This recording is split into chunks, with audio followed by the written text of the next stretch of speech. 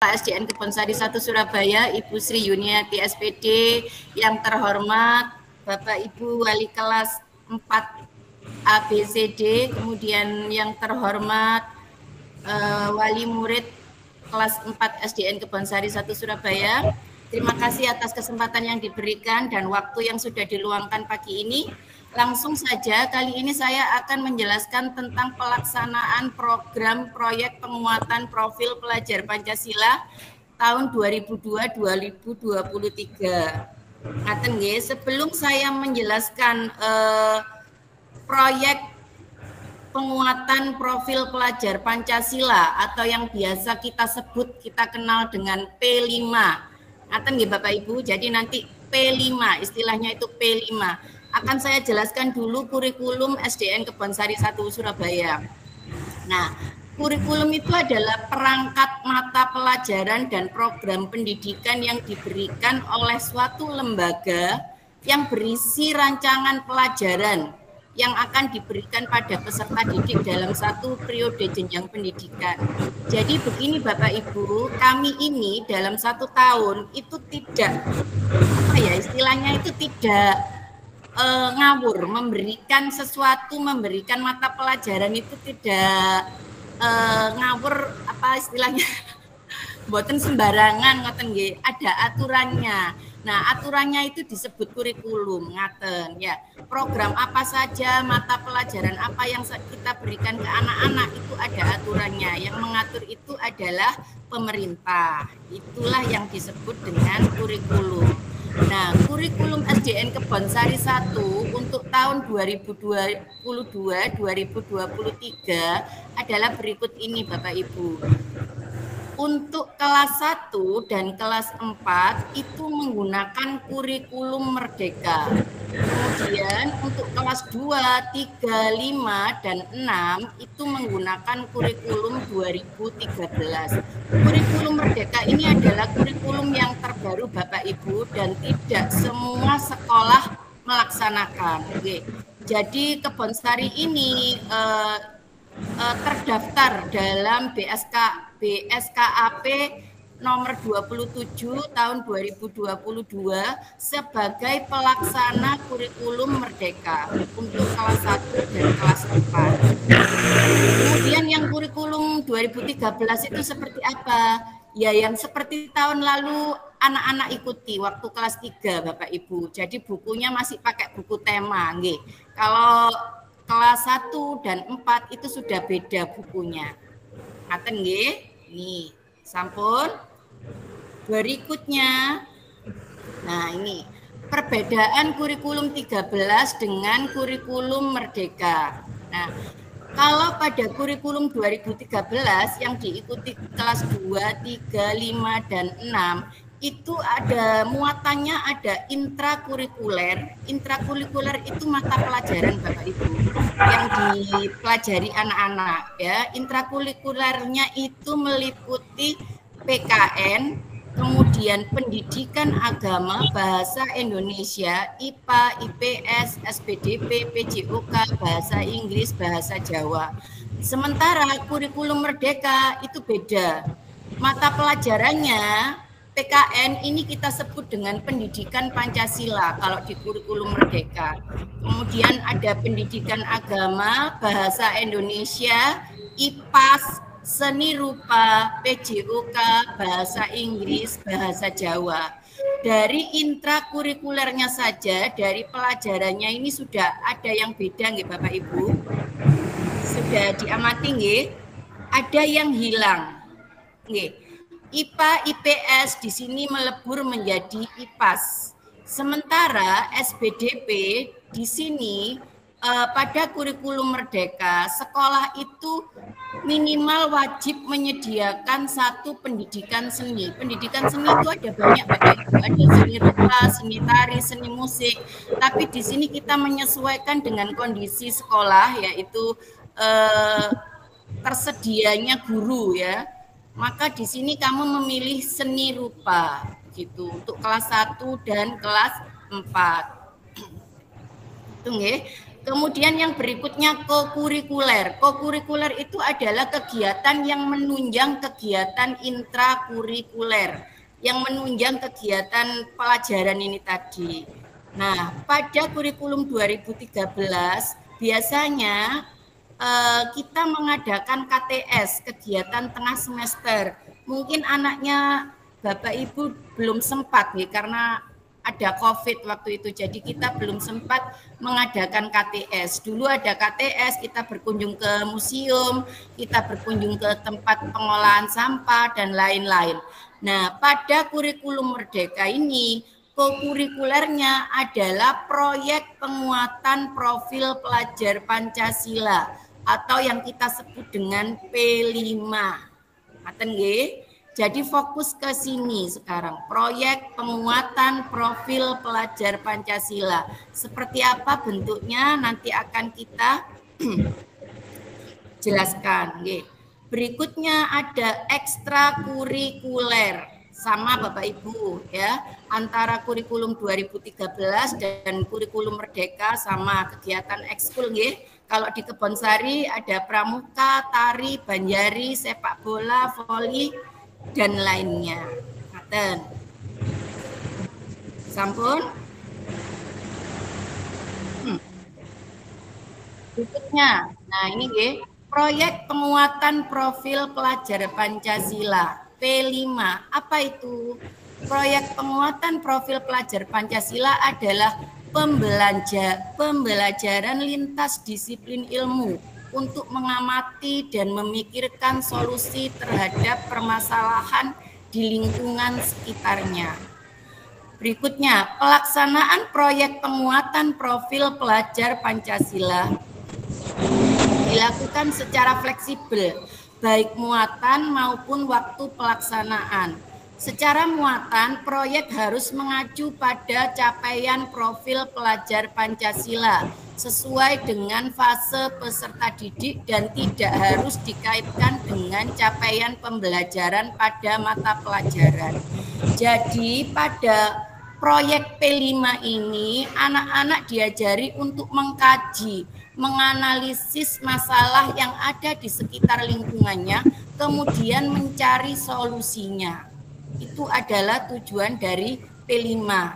Jadi bukan lagi pelajaran mata pelajaran pendidikan Pancasila, matematika, bahasa Indonesia, bukan seperti itu. Jadi nanti mohon dimaklumi apabila misalnya ya di kelas 4 itu ada tugas membuat video iklan layanan masyarakat, terus jenengan berpikir loh, padahal loh di pelajaran matematika, bahasa Indonesia, IPA tidak ada itu, kok disuruh gurunya membuat itu, tidak apa-apa, tidak mengacu pada intrakurikuler tadi, tidak mengacu pada mata pelajaran, boleh keluar dari pelajaran. Oke? Jadi seperti itu. Berikutnya, nah tujuannya apa? Tujuannya adalah profil pelajar Pancasila. Jadi diharapkan Bapak Ibu nanti anak-anak setelah melaksanakan kegiatan P5 itu, anak-anak itu punya profil pelajar Pancasila. Profil pelajar Pancasila itu seperti apa? Ini Bapak Ibu nggih, ada 6. Beriman, bertakwa kepada Tuhan Yang Maha Esa dan berakhlak mulia. Yang kedua, berkebinekaan global. 3, bergotong royong. 4, kreatif. 5, bernalar kritis. 6, mandiri. Nah, inilah yang diharapkan. Jadi setelah anak-anak melaksanakan P5, anak-anak punya karakter ini. Jadi kita bukan hanya penilaian secara akademik, tetapi karakter. Nah, seandainya nanti anak-anak kita lulusan SDN Kebonsari 1 punya karakter profil seperti ini, tentunya sangat membanggakan gitu nggih Bapak Ibu ya. Ini karakter yang sangat bagus nggih. Beriman, bertakwa pada Tuhan Yang Maha Esa, gotong royong, kreatif, bernalar kritis, mandiri, karena di tengah-tengah apa ini namanya, pengaruh dari kebudayaan asing, globalisasi saat ini, karakter anak-anak yang seperti ini itu sepertinya hampir pudar. Inilah tujuan kita menerapkan P5.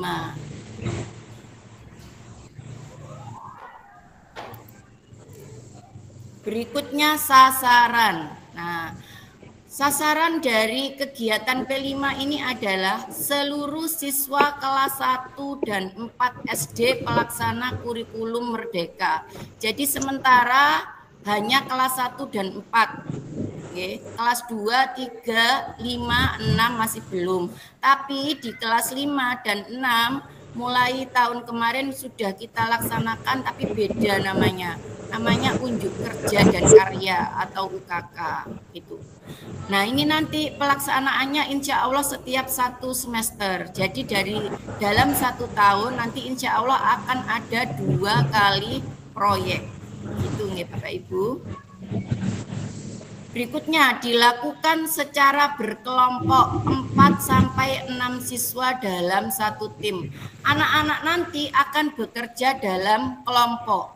Ya, ini sebagai pengamalan dari profil yang bergotong royong tadi, supaya anak-anak bisa bekerja sama, bergotong royong dalam kelompoknya. Berikutnya pelaksananya, oh maaf ini masih belum diganti siswa kelas 6. Pelaksananya adalah siswa kelas 1, 4, kemudian kepala sekolah, guru kelas 1 dan guru kelas 4, guru mata pelajaran, kemudian orang tua dan masyarakat sekitar. Ngapunten masih kelas 6 karena dulu saya mengajar kelas 6. Jadi ini tadi lupa saya hapus, ngaten nggih. Jadi Bapak Ibu, selain siswa dan gurunya, orang tua nanti di sini juga ikut berperan. Ngaten nggih. Makanya kita adakan sosialisasi. Itu supaya jenengan nanti juga bisa tahu, oh anaknya sedang belajar apa, mengerjakan apa gitu nggih. Kami sangat berharap panjenengan nanti bisa juga berpartisipasi aktif dalam mensukseskan programnya anak-anak ini, proyeknya anak-anak ini. Tempat pelaksanaan. Nah, tempat pelaksanaannya di sekolah Bapak Ibu. Jadi bukan dilaksanakan di rumah, tapi bukan berarti tidak boleh dikerjakan di rumah. Ini ketinggal jadwalnya. Ini ada jadwal, slide jadwal. Jadi jadwalnya anak-anak sekarang seperti ini Bapak Ibu. Sudah tidak ada mapel, sudah tidak ada matematika, Pancasila, bahasa Indonesia, olahraga, sudah tidak ada. Semuanya dalam 1 minggu, mulai dari pagi sampai siang pulang, itu adalah mengerjakan proyek. Pelaksanaannya di sekolah dibimbing oleh guru kelasnya masing-masing, bukan guru lintas. Kami memutuskan untuk guru kelasnya masing-masing untuk tahun ini, gitu nggih, supaya lebih mudah mengkoordinasinya. Terus Bu, lah kalau pelaksanaannya di sekolah, terus wong tuane lapo kok disosialisasikan? Bapak Ibu, kemungkinan nggih kerjanya anak-anak ini tidak akan selesai di sekolah. Jadi tidak menutup kemungkinan nanti itu juga bisa dibawa pulang. Nah, tidak mungkin juga karena ini kerjanya juga kerja kelompok, tidak mungkin anak-anak itu nanti misalnya riwa-riwi sendiri kemudian mengerjakan sendiri, karena seperti yang sudah kita evaluasi dari kemampuan anak-anak kelas 4 apalagi kelas 1, anak-anak itu masih belum terampil. Jadi kerjanya itu masih luar, kadang dari pagi sampai siang itu kita hanya dapat sedikit. Mungkin sudah pengaruh dari belajar daring kemarin, kadang gunting itu aja masih penceng-penceng, mboten rapi, ngaten nggih. Jadi nanti apakah boleh dibantu orang tuanya? Silakan membantu, nggih.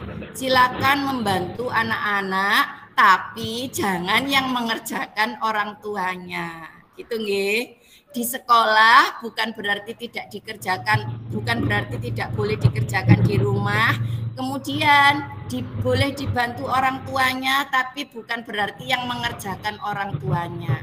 Jadi anak-anak tetap dibantu karena anak-anak ini masih butuh bimbingan kita untuk anak kelas 4 ini. Ngaten nggih? Oke, berikutnya. Nah, ini tema untuk proyek profil pelajar Pancasila ini disediakan oleh pemerintah Bapak Ibu, bukan kami yang membuat ya. Ada 7 tema. Yang pertama adalah gaya hidup berkelanjutan, 2 kearifan lokal, 3 Bhinneka Tunggal Ika, 4 bangunlah jiwa dan raganya, 5 suara demokrasi, 6 berrekayasa dan berteknologi untuk membangun NKRI, 7 kewirausahaan. Lah, mapel-mapel itu tadi, matematika, bahasa Indonesia dan lain-lain, kita ganti dengan tema. Inilah yang dipelajari anak-anak dalam proyek P5. Dan ini kita pilih lagi Bapak Ibu, tidak semuanya, kebanyakan kalau semuanya. Nah, ini fokus ke kelas 4-nya. Oke. Tema proyek untuk kelas 4 yang kita pilih adalah, ada 2 Bapak Ibu. Yang pertama adalah gaya hidup berkelanjutan, yang kedua bangunlah jiwa dan raganya. Ini untuk tema kelas 4. Gaya hidup berkelanjutan, nanti kita ada 2 judul yang dipilih anak-anak. Yang pertama, berkreasi dengan barang bekas, memanfaatkan barang-barang bekas untuk menjadi suatu produk unggulan. Yang kedua, membuat iklan layanan masyarakat ya tentang merawat lingkungan. Yang kedua, untuk bangunlah jiwa dan raganya, judulnya yang pertama adalah senam kreasi, yang kedua adalah video dubbing protokol kesehatan. Nah, anak-anak nanti selama proyek ya inilah, hanya ini yang diutak-utak Bapak Ibu, yang diotak-atik itu ini. Mana yang dipilih, yang ini kah, yang ini ya itu saja. Oke. Dari pagi sampai siang yang dipelajari adalah ini, mempelajari materinya seperti apa, ada permasalahan apa terkait ini, kemudian solusinya bagaimana, mereka juga belajar berpresentasi. Nah, ini yang dipelajari anak-anak. Tunggu. Berikutnya, alokasi waktu. Nah, kalau dalam kurikulum 2013 ya, untuk kelas 4 ya, antara intrakurikuler dan kokurikuler itu adalah 40 JP per minggu. 1 JP-nya itu 35 menit. Nah, kemudian kalau ekstrakurikuler itu 2 jam per minggu per ekstra. Beda dengan kurikulum Merdeka. Kalau kurikulum Merdeka Bapak Ibu, intrakurikuler dengan kokurikuler atau P5-nya ini dibedakan, disendirikan. Ada alokasi waktu sendiri-sendiri. Untuk pelajarannya intrakurikuler itu ada 33 JP per minggu. Kemudian untuk P5-nya 7 JP per minggu, 7 jam pelajaran.